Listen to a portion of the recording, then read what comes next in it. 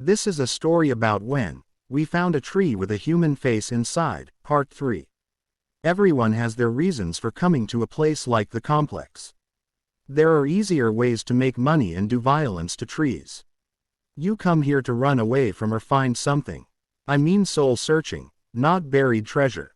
Doc, for instance, took overpopulation to heart and started hating everyone, especially breeders. And this one Alexander Davenport character. I haven't said anything about him yet, because he's kinda boring. Rich kid, had to get out from his parents' collective thumb, find himself, become a real man. Okay, you can wake up now. Told you he was boring. Me, I saw grown men dancing in a dog food commercial and thought to myself, this is too much. I didn't say they had to be good reasons. My reasons seemed more trivial than ever. The boot prints, Africa, the hands. I went to my cabin to start packing my shit. By my figuring, I'd already walked about 1% of the road with grits. I just had to do that again, and then 99 more times on harsher terrain with that hunted by a mountain lion feel. With my supplies together, I decided I'd give the foreman a courtesy farewell in the form of a manly handshake. Just kidding. I tried to slip into the compound for some water and get out unnoticed. As I was snagging an errant Mars bar, I felt a heavy hand fall on my shoulder. This keeps getting crazier, Mahone said. I had to get out of there. Oh yeah, me too. I followed him into the main part of the compound. Everyone was assembled in a circle around someone. I peered over Gritz's shoulder to see that it was Alexander Davenport. This guy is so lame I haven't even given him an amusing nickname. I think he wrote poetry. I may have imagined that. What's going on? I asked Mahone. Something's wrong with him, he whispered. We were refusing to work, because of what happened, and Peter Vibber was really getting into it with the foreman. Then Alex started saying weird things. Peter Vibber's this douche who yells about everything and this stupid vein pops out on his stupid forehead. I call him Constipated Pete. He doesn't like me. I felt it before I saw it. Alex staring at me. Soon everyone noticed his fixation. I stared right back at him and I saw it in his eyes. I remember this one incident from a long time ago when I worked in an orchard picking apples. I was reaching for this apple that looked fine to me when the guy next to me grabbed my sleeve. You don't want that one, sir, he said. I looked carefully at the apple and saw there wasn't any apple left in it. Wasps had burrowed into the apple, hollowed it out eating the flesh, leaving only the skin, a paper lantern full of wasps. That's what Alex's stare felt like. They looked like normal eyes, but they'd been hollowed out somehow. Hey Alex, I said, write any good poems lately? I'm not Alexander, he said. I noticed the others were looking at me expectantly, like I'd know what to do. You sure look like him, I said. That's because I'm Malexander. Oh yeah, yes, the Mal is for evil. I am just like Alexander, except evil. In any other context, that juvenile wordplay, if you can even call it that, would have been embarrassing. Then, the simplicity of it creeped me out. He's been talking like this all morning, the foreman said. I saw someone standing outside my cabin last night, Doc said. I wondered who would do that. He must have had a psychotic break. I looked at him sitting so calmly, watching us talk about him. He looked fascinated, the way a shark is fascinated by a wounded seal pup. What exactly makes you evil? I asked him. I guess I first realized I was evil when I made Mikkelsen cut off his hands with my mind, he said. It was so easy. I just thought it and it was. A pretty hand-wise skill, huh? The others looked from him to me nervously. They're believing this bullshit, I thought. Or at least, if they didn't believe it, they thought they should be afraid just in case. That's not something to joke about, I said. You're one to talk, Frere. You do anything else evil, Lemex. I'm gonna call you Lemex. That's lame, meaning lame, plus Alex. Classic Greaves. I've done a little of this, a little of that. Did you carve that godforsaken tree? The foreman blurted. Apparently it was still bothering him. Nobody had mentioned it since. You could say it carved me. He's crazy, the foreman said. Hey Dennis, Alex said.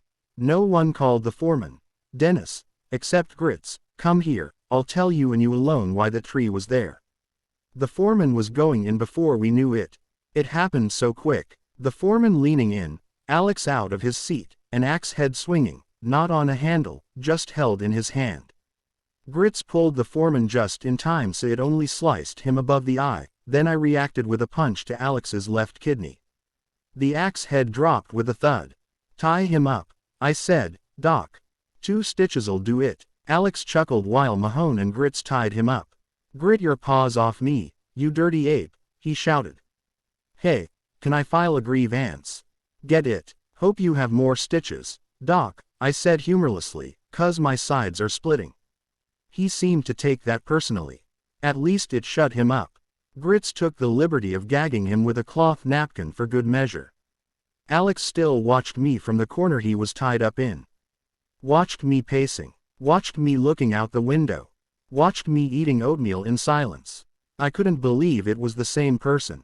I didn't know much about psychotic breaks, but this definitely wasn't the boring Alex Davenport. You think he's responsible for all that's been going on? I asked in general, looking at Alex.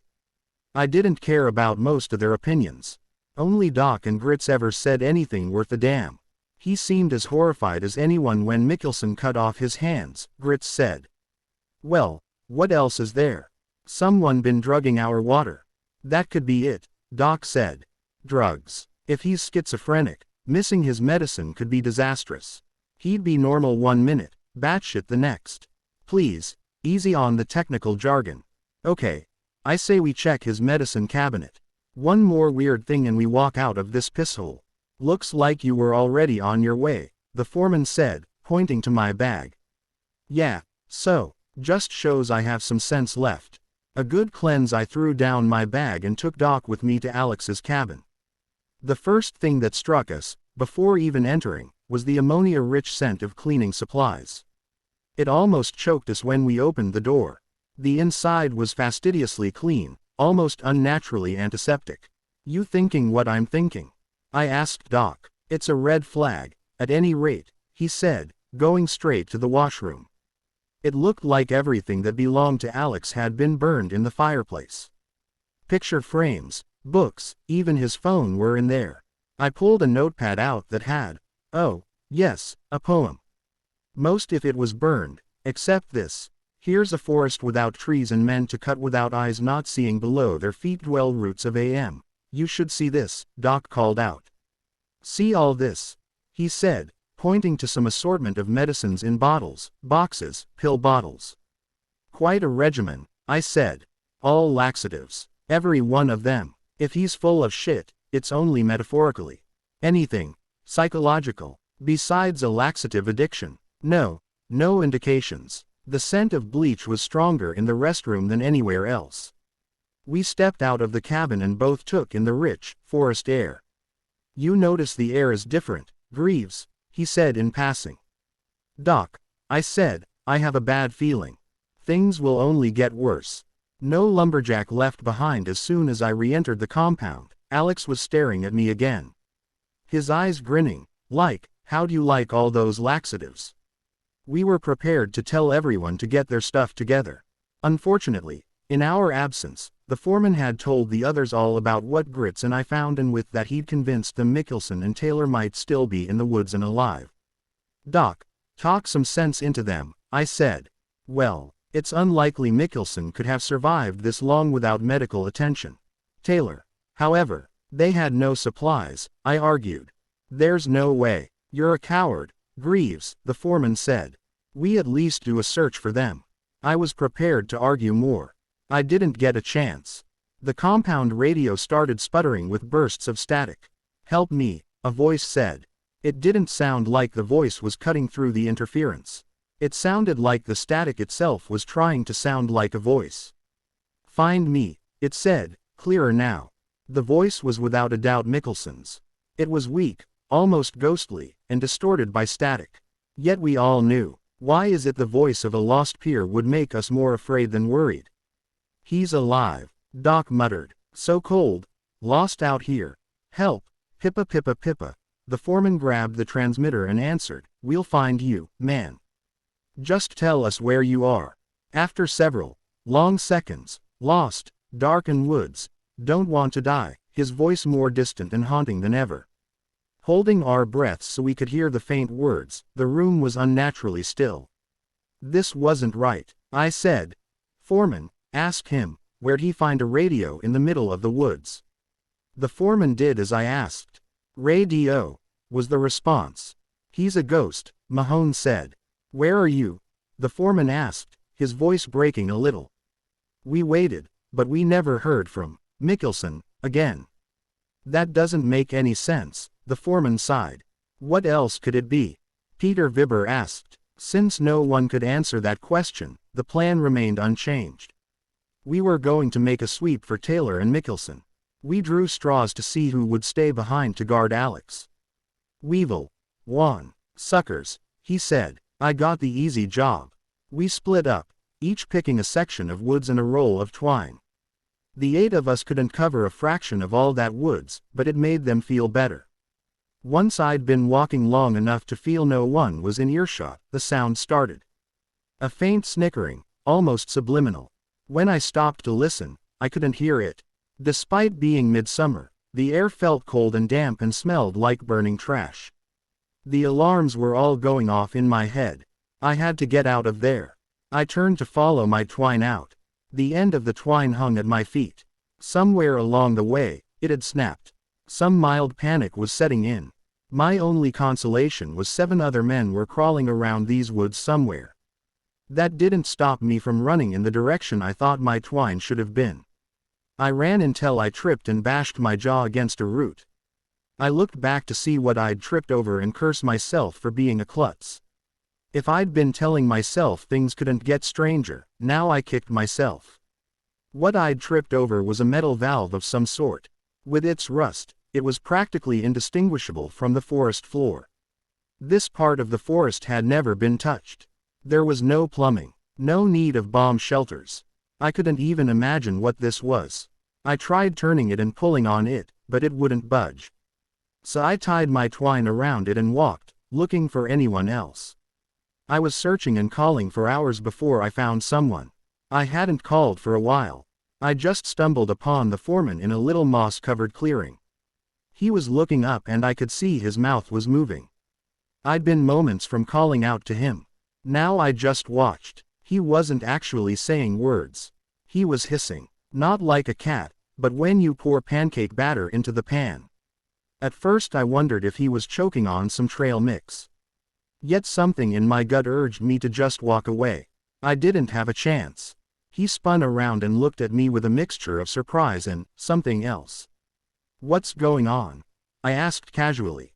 He didn't answer. He just clacked his front teeth together at me. I took a step back. He clacked his teeth again and took a step toward me. I realized then I'd left my knife in my pack. I'm not sure what would have happened if we hadn't heard the scream. He lost all interest in me and ran toward it. I followed after. The scream had been loud enough to call most of us. I arrived just as Grits did. Mahone, Doc, and Peter Vibber were looking at this body slumped against a tree. His face has been carved out of his skull, leaving an empty half head abuzz with flies, like a kicked-in jack-o'-lantern. There's no unseeing that, is it, Mickelson? Mahone asked. No, he has hands, just no face, Doc answered. Has to be Taylor. We were just standing around this thing, almost unable to move. A lot of weird events had transpired, but this was the moment we knew our lives were at risk, that someone was killing us. There's something inside, Doc was saying, trying to sound composed. He knelt and reached into the hollow. Mahone pulled away to vomit onto some ferns. Doc drew his hand back with a tooth-sized white object between his thumb and forefinger. Occam's razor. I figured it was a tooth. But Doc wiped it off and declared, it's a pearl. A goddamn pearl. What does that even mean? Peter Vibber asked. Why do such a thing? Nothing good. Grits grunted. We should go, the foreman said. He sounded himself again. I'd almost forgotten. Fact. We wash our clothes together, so we tend to label our clothing, underwear especially. We were all convinced it was Taylor, but it didn't sit right. Doc, check the underwear. He knew exactly what I meant. He asked for someone to hold the body, but there were no volunteers. So it fell over while he tugged the underwear band up. He let it snap back. "Let's get the hell out of this place," he said. "Well," we asked. "The name on the band is Alex. But that can't be," he added. "I don't think anyone, Doc included, believed that. Impossible as it seemed, we were asking ourselves, who the hell did we leave at the compound?" We picked up our pace. As much as possible in the deep woods. We burst into the compound in time to see Weevil on the floor convulsing, white foam bubbling from his mouth.